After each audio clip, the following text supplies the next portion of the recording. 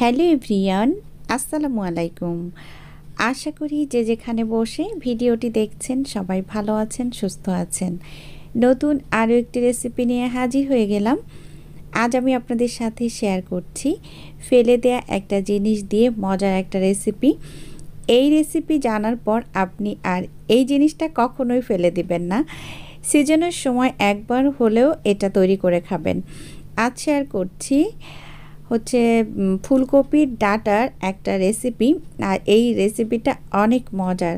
তাহলে চলুন মূল রেসিপিতে যাই। প্রথমে আমি ফুলকপির ডাঁটা নিয়ে নিয়েছি, আর এই ডাঁটাগুলোকে আমি এখন চিকন চিকন করে কেটে নিব।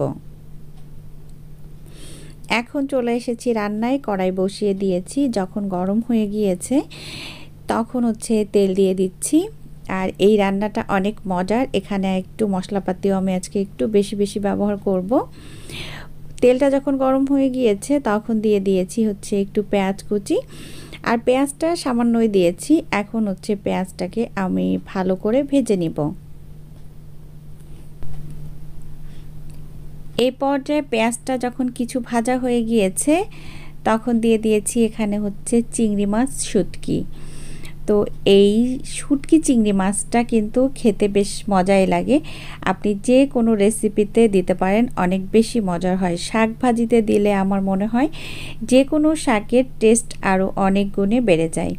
তো আমি চিংড়ি মাছগুলো দিয়ে একটু আবারও ভালো করে ভেজে নিলাম। আর এখন কিছু মশলা অ্যাড করছি। প্রথমে দিয়ে দিলাম এখানে হাফ চা চামচ পরিমাণ হলুদের গুঁড়া। এখন দিয়ে দিচ্ছি স্বাদমতো লবণ।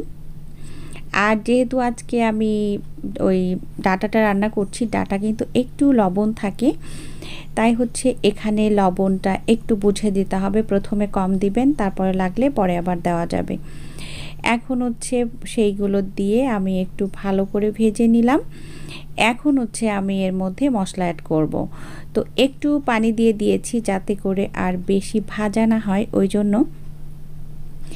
এখন আমি এখানে মশলা অ্যাড করছি। এই পর্যায়ে আমি প্রথমে দিয়ে দিচ্ছি 1 চা চামচের একটু বেশি পরিমাণে পেঁয়াজ বাটা। আর এই চামচটা কিন্তু চা চামচের একটু বড়। হাফ চা চামচ রসুন বাটা, হাফ চা চামচ আদা বাটা, হাফ চা চামচ জিরা বাটা, আর 1 চা চামচ শুকনো মরিচ বাটা। এখন আমি সমস্ত মশলাগুলো ভালোভাবে কষিয়ে নিব। আর একটা তেজপাতা দিয়ে দিয়েছি। এখন আমি নাড়াচাড়া করব আর কষিয়ে নিব। এই পর্যায়ে চুলার আঁচটা আমি মিডিয়ামে রেখেছি।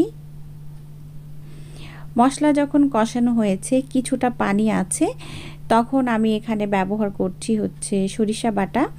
আর সরিষা বাটা দিয়েছি আমি 1 টেবিল চামচ পরিমাণ। তো আপনাকে এই রেসিপিতে সরিষা বাটাটা দিতেই হবে, কারণ এই সরিষা বাটার জন্যই কিন্তু আপনার এই রেসিপিটা অনেক বেশি টেস্টি হবে। আর সরিষা তিতা হবে না। আপনি যখন সরিষা বেটে নেবেন তখন এখানে কাঁচামরিচ আর লবণ দিয়ে বেটে নেবেন, তাহলে কিন্তু দেখবেন সরিষা তিতা হবে না। এরই মধ্যে মশলাটা সুন্দরভাবে কষানো হয়ে গিয়েছে। যখন তেল উঠে এসেছে সেই পর্যায়ে আমি দিয়ে দিয়েছি সেই ডাঁটাগুলো। ওই ডাঁটার সাথে আমি একটা আলু কুচি করে দিয়েছি। আসলে আলুটা দেওয়ার কারণেই বেশি টেস্টি হয়েছে, বেশি মজার হয়েছে। এখন আমি মশলার সাথে এই ডাঁটিগুলা ভালো করে ভেজে নিব, মানে ভালো করে কিছুক্ষণ কষিয়ে নিব। এই পর্যায়ে 4 থেকে 5 মিনিট ধরে আপনাকে কষাতে হবে, চুলার আঁচটা মিডিয়ামে রেখেই। আমি কষিয়ে নিয়ে একটু ঢেকে দিয়েছিলাম। এরই মধ্যে কিন্তু পানিটা কিছুটা শুকিয়েছে, আরও কিছুটা আছে, এটাও শুকিয়ে নিব। এখন আমি আবারও ঢেকে দিচ্ছি। এইভাবে ঢেকে দিয়ে দিয়ে আমি রান্না করেছি আর নাড়াচাড়া করেছি। দেখতে পাচ্ছেন যে পানিটা ছিল, এখন পানিটা নেই, তেল উঠে এসেছে, মানে পারফেক্টভাবে কষানো হয়েছে। এখন ঝোলের পানি দিয়ে দিচ্ছি। যেহেতু এই রেসিপিতে বেশি ঝোল থাকবে না, তাই আসলে আমি এতটুকু পানি ব্যবহার করেছি। এই রেসিপিতে আসলে ঝোল থাকলে বেশি ভালো লাগবে না, মানে টেস্ট হবে না। তাই ঝোল না রেখেই একটু মাখো মাখো করে চচ্চড়ি করে নিতে হবে। এই পর্যায়ে এই রেসিপিকে আরও বেশি টেস্টি করতে এখানে আমি সামান্য চিনি ব্যবহার করলাম। আর এই চিনিটা আপনাকে দিতেই হবে এই রেসিপির স্বাদ বাড়ানোর জন্য। আবারও মিশিয়ে দিয়েছি। লাস্ট পর্যায়ে চলে এসেছি, ঝোলটাকে আরও কিছুটা কমিয়ে নিব। এখন দিয়ে দিচ্ছি হচ্ছে ভাজা জিরার গুঁড়া, আর তারপর দিয়ে দিব সামান্য পরিমাণ ধনিয়া পাতা কুচি। আবারও আমি মিশিয়ে নিয়ে এটাকে চুলার উপরে রেখে দিব ঝোলটা কমে যাওয়ার পর্যন্ত আর কি। তো এটা যখন একেবারেই চচ্চড়ি হয়ে যাবে, মাখো মাখো হয়ে যাবে, তখন কিন্তু এই রেসিপিটা খেতে অনেক বেশি ভালো লাগবে।